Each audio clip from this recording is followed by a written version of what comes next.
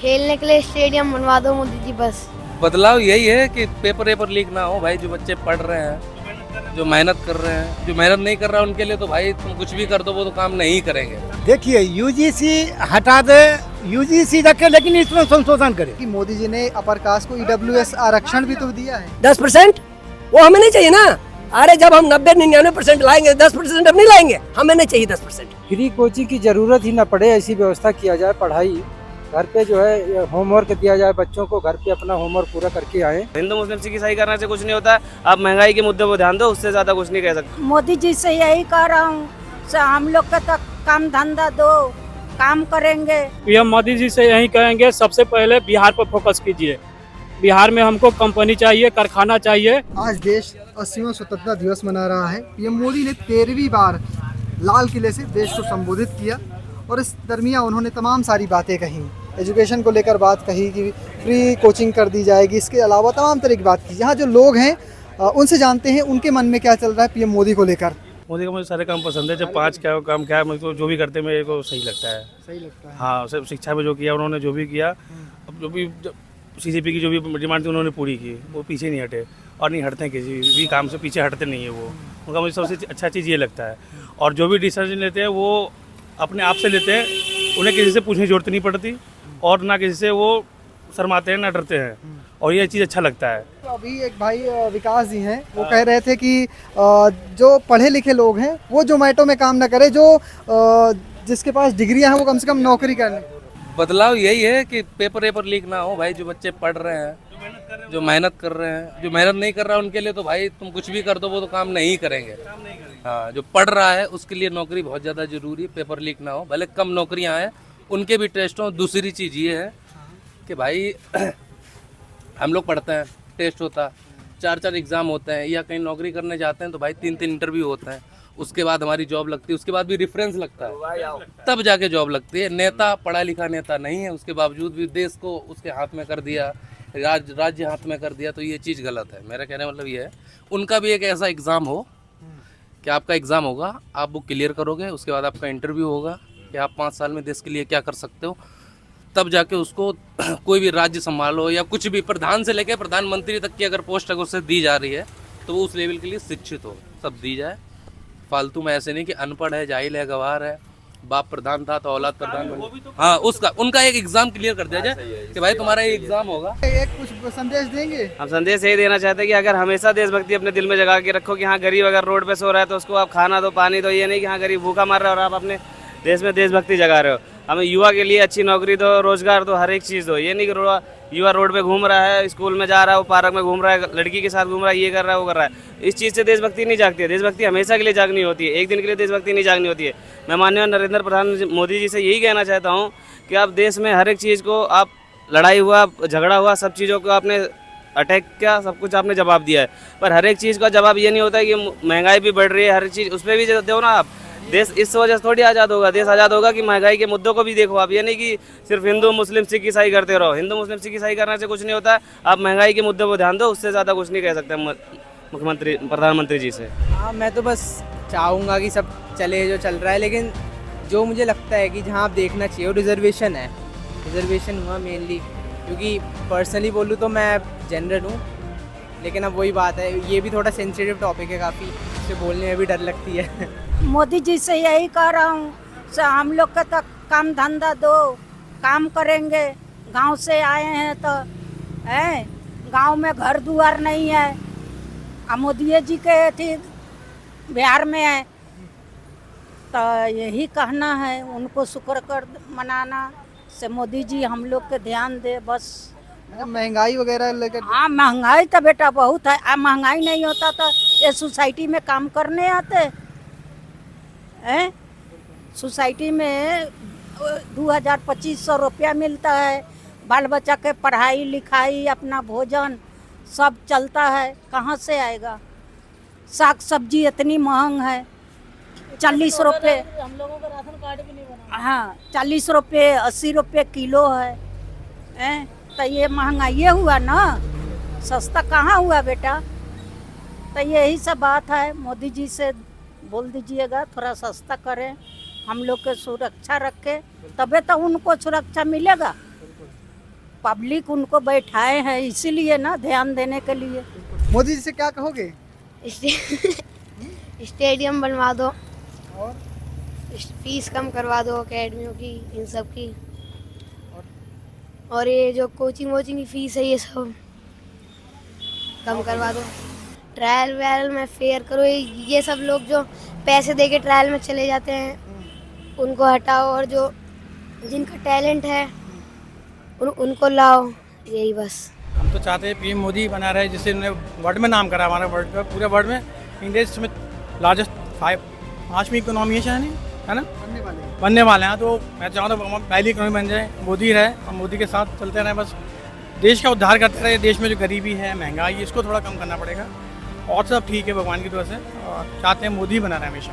PM Modi के कौन से फैसले हैं जो आपको बहुत पसंद आते हैं, अच्छे लगते हैं? फॉरेन पॉलिसी बहुत बढ़िया है उनकी, जो उन्होंने बाहर देश में नाम करा है ना, उन्होंने करा, और आज तक जितने प्राइम मिनिस्टर आए किसी ने कुछ नहीं करा, उन्होंने फॉरेन पॉलिसी बहुत अच्छा काम करा है, उस पर बहुत अच्छी बात है ये। प्रधानमंत्री अगर बिहार में फैक्ट्री खुलवा देता है, हम लोग को दिल्ली नहीं आना पड़ता परिवार को छोड़ के। भैया पूरा परिवार को छोड़ के अकेले दिल्ली में रह रहे हैं। यही कंपनी अगर हमारे बिहार में रहता है, घर के आसपास या ज़िले में, तो यहाँ नहीं आना पड़ता कमाने के लिए। कमाने के लिए, घर चलाने के लिए घर छोड़ना पड़ रहा है। प्रधानमंत्री मोदी के कुछ काम आपको अच्छे लगते हैं? काम अच्छे लगते हैं, सही कर रहे हैं, ऐसा बात नहीं है नहीं कर रहे हैं, सही कर रहे हैं। लेकिन कुछ महंगाई पर सबसे बड़ा चीज़ है भैया, महंगाई पर कंट्रोल करना चाहिए। अगर वो नहीं करेंगे तो फिर कौन करेंगे? मैं इन्हें मोदी जी से कहता हूँ, आप बहुत अच्छे काम करते हो, सनातन के लिए काम करते हो, इस देश के लिए काम करते हो। आपकी चर्चा विदेशों में हो रही है, हमारे हृदय में भी है, लेकिन हृदय में जो वो कैंसर घुसा दिए हो, उसकी इलाज कर दो। क्या है कैंसर? कैंसर ये ब्राह्मणवाद वाली यूजीसी है, ये कैंसर है, इस कैंसर को मुक्त कर दो। सारे देश सब कुछ से मुक्त कर दिया आपने। जो हमारे देश गिड़गिड़ाता था वहाँ जाने के लिए, आज वहाँ हमारी पूजा होती है, आज हमसे पूछा जाता है, आज हमसे सलाह लिया जाता है। इसके लिए मोदी जी को बहुत बहुत धन्यवाद है, योगी जी को बहुत बहुत धन्यवाद है, साथ में चाणक्य हमारे अमित शाह जी, उनको भी बहुत बहुत धन्यवाद है। लेकिन हमारे अंदर जो कैंसर है, अब सुन लीजिए, मैं ब्राह्मण हूँ, मेरे बच्चों के लिए कोई आरक्षण नहीं, अमित शाह के बच्चों का आरक्षण है। रामविलास पासवान, जिनका बेटा चिराग पासवान आज मंत्री है, उनके बच्चों के लिए आरक्षण है। मैं आपके यहाँ कभी भोजन करने जाता हूँ तो 2 रुपये दे देते हो, कोई कथा करने जाता हूँ तो 50 रुपये दे देते हो, उससे हमारे बच्चों का परवरिश होता है। मैं MA पास हूँ, लेकिन पंडिताई पुरोहिती कर्म है, हमारे लिए कोई नौकरी नहीं है। इस चीज़ के लिए सोचे, हमारे अंदर जो कैंसर है उसकी इलाज कर दे। मोदी जी थे, मोदी जी हैं, मोदी जी रहेंगे। यूजीसी खत्म कर दे, नहीं तो आरक्षण खत्म कर दे। आरक्षण अगर लागू करते हैं तो यूजीसी हटा दे। यूजीसी में कोई संशोधन हम नहीं चाहेंगे ना। हमारे जितने भी सपोर्टर, यही अपर कास्ट उनको गद्दी पे बिठाया और यही अपर कास्ट उनको उतारेगा भी। इसका परिणाम आपने बिहार में देख लिया, मोदी जी देख लिए हैं, मोदी जी ने देख लिया। हमारी आवाज़ को ये दबाते हैं, कुचलाते हैं। हमारी जो भी एक भी आवाज़ उठती है अपर कास्ट की, उसको इनकाउंटर किया जाता है। इसलिए थोड़ा मोदी जी को बात एक और है कि मोदी जी ने अपर कास्ट को EWS आरक्षण भी तो दिया है 10%। वो हमें नहीं चाहिए ना। अरे जब हम 90-99% लाएंगे, 10% हम नहीं लाएंगे, हमें नहीं चाहिए 10%। आरक्षण नहीं, हमें वो पूरी तरह से आरक्षण खत्म करें, हमें नहीं चाहिए किसी को। हम मोदी जी का विरोध नहीं कर रहे हैं, वो हमारे प्रधानमंत्री है। हमारे पास 1% नहीं था, तब भी हम अपर लेवल पे फिर भी थे, इसीलिए हमने अगर बिठाया है। चाहिए आरक्षण हटा दो ना।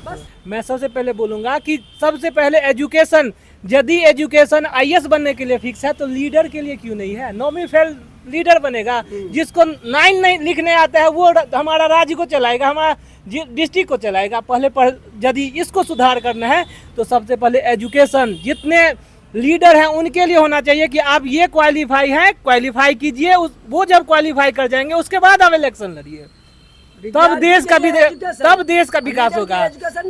इसके बाद दूसरी पॉइंट पे हम आते हैं, यदि यही बात करना है, एजुकेशन को सुधारना है, तो आप प्राइवेट स्कूल को खत्म कर दो। प्रधानमंत्री ऐसा क्या करें जिससे आपकी पर्सनल जिंदगी बदल जाए? कुछ ऐसा चाहेंगे? सबसे पहले तो शिक्षा के मामले में आइए, जो शिक्षा अच्छा से अच्छा बेहतर हो, उससे हम लोग का जो स्टूडेंट है उन लोगों को विकास होगा। तो उसके हिसाब से हर जो सिस्टम रहेगा वो सबसे विकास होते रहेगा और ऊपर तक आगे तक। आज प्रधानमंत्री मोदी ने कहा कि जो कोचिंग का एक बड़ा बाजार बन चुका है, वो चाहते हैं कि देश में कोचिंग बिल्कुल फ्री हो जाए।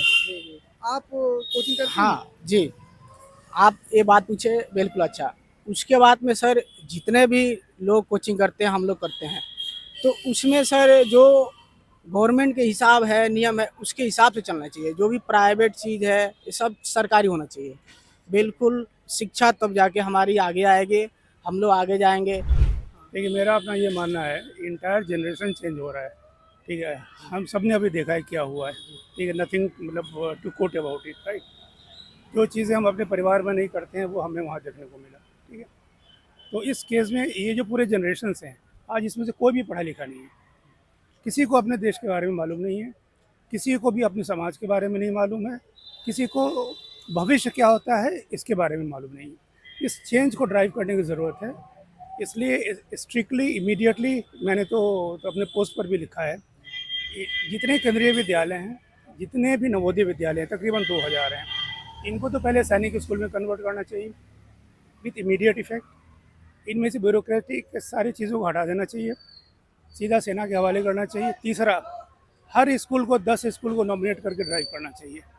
जब हमारे 4-5 करोड़ बच्चे ऐसे ग्राउंड पे रहेंगे, वहाँ की प्रोडक्ट फिर किसी के मजाल नहीं है जो आके जंतर मंतर पर भारत के खिलाफ, अपने परिवार के खिलाफ, जनता के खिलाफ आवाज़ उठा सके बहुरूपिया बन के। इसलिए एजुकेशन को ड्राइव करना बहुत ज़रूरी है, शिक्षा को ड्राइव करना बहुत ज़रूरी है। मुझे क्या, महंगाई चला रहा है, यही बोलेंगे और क्या बोलेंगे। हाँ, और क्या बोल सकते हैं इसमें को। और देश के लिए सही है, बच्चों के लिए सही करबे किए हैं, जो भी कर रहे हैं, देश के लिए बचाव करबे किए, सब कुछ देश के लिए अच्छा है। फ्री कोचिंग की ज़रूरत ही ना पड़े, ऐसी व्यवस्था किया जाए। पढ़ाई घर पे जो है होमवर्क दिया जाए, बच्चों को घर पे अपना होमवर्क पूरा करके आएँ, और स्कूल में ही इतनी अच्छी व्यवस्था की जाए कि कोचिंग का व्यवस्था ज़रूरत ना पड़े। मैं ये चाहता हूँ, क्योंकि देखो कोचिंग पढ़ाने वाले तो फीस तो वसूलेंगे ही, बच्चों की फीस तो वसूलेंगे ही, क्योंकि वो भी उसी पे डिपेंड रहते हैं। अगर पीएम मोदी को एक संदेश देना हो कैमरे में देखकर, आप क्या कहेंगे?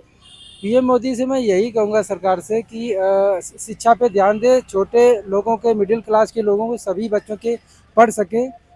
जब हमारे बच्चे पढ़ेंगे तभी हमारा देश आगे बढ़ेगा। पढ़ाई ही मेन चीज़ होती है। प्रधानमंत्री जी देश के लिए बहुत कुछ कर रहे हैं। ऐसा नहीं कि देखो, चाहे फॉरेन पॉलिसी हो, चाहे इंडियन पॉलिसी हो, लोगों के लिए बहुत सारा कुछ कर रहे हैं। ऐसा नहीं प्रधानमंत्री जी नहीं कर रहे हैं। इन्होंने जो 15 सालों में करा है, पिछली सरकारों ने क्या किया? कुछ करा है क्या? आज तक नहीं किया। इन्होंने जितनी डेवलपमेंट, जितने सारी योजनाएं जो लाए। 5 पीएम मोदी के काम कौन कौन से हैं, आप बता सकते हैं जो आपको पसंद आए हों? 5 पीएम मोदी के जो है, गांव-गांव टॉयलेट योजना है, घर का नल है, उज्ज्वल योजना है, और 2-4 और भी है, मुझे याद नहीं आ पा रहा। आप अगर प्रधानमंत्री मोदी से कहना चाहें अपनी पीड़ा, अपना दुख, अपनी समस्याएं, तो क्या कहेंगे? मेन चीज़ है बेरोजगारी है। हम लोग सब रोड पे बैठे हुए हैं, यही हम कहना चाहेंगे। बेरोजगारी है? हाँ जी, कामें नहीं है, सारे लोग बैठे हैं, आप देख ही रहे हैं। कल भी काम नहीं है, परसों भी नहीं है, कैसे खाएंगे हम लोग? किराया भी देना, सब चीज़ उसी में है। कैसे परिवार चलता है फिर आपका, अगर जब काम नहीं मिलता है आपको? बस चलता है, बस बचता नहीं है। बस हम मोदी जी से यही कहना चाहेंगे कि बेरोजगारी खत्म करें। हम लोग को बहुत दिक्कत हो रहा है, लेबर मजदूर वाले आदमी को काम करने में बहुत परेशानी हो रही है। हाईवे समझे सरकार ने बनाया, इतना पैसा गरीबों को बांट दो, थोड़ी बेरोजगारी खत्म हो जाए। गलत बोले हम? बांटने से बेरोजगारी खत्म हो जाएगी? खत्म हो जाएगी, थोड़ी थोड़ी देते हुए कोई अपना धंधा कर लेंगे। पीएम मोदी जी से यही कहेंगे, सबसे पहले बिहार पर फोकस कीजिए। बिहार में हमको कंपनी चाहिए, कारखाना चाहिए। वहाँ का मजदूर आकर यहाँ दूसरे देश में मारे पीटे रहते हैं हमेशा के लिए, और बिहार को गलत नीति से हर स्टेट वाला देखते हैं। इसलिए कहते हैं जो हमको गांव में ही रोजगार चाहिए, हमको दूसरे स्टेट में रोजगार नहीं चाहिए। अच्छा, आपके घर की समस्याएं जो भी ऐसा कुछ डिसीजन मोदी जी ले रहे जिससे आपकी स्थिति बदले, ऐसा कुछ? घरेलू तो खेती बधारी जो अपना किसानी का है वो थोड़ा बहुत सुधार का है, और वैसे तो नहीं दिख रहा है। हाँ, खेती बाड़ी में और सुधार की जरूरत है। हाँ। तो फिलहाल हमने आम लोगों से बातचीत करने की कोशिश की, उनके मन में क्या है पीएम मोदी को लेकर संदेश, आपने वो सुना। आपको हमारा वीडियो कैसा लगा कमेंट बॉक्स में लिखिएगा और पेज को फॉलो करना, चैनल को सब्सक्राइब करना बिल्कुल भूलिएगा। धन्यवाद।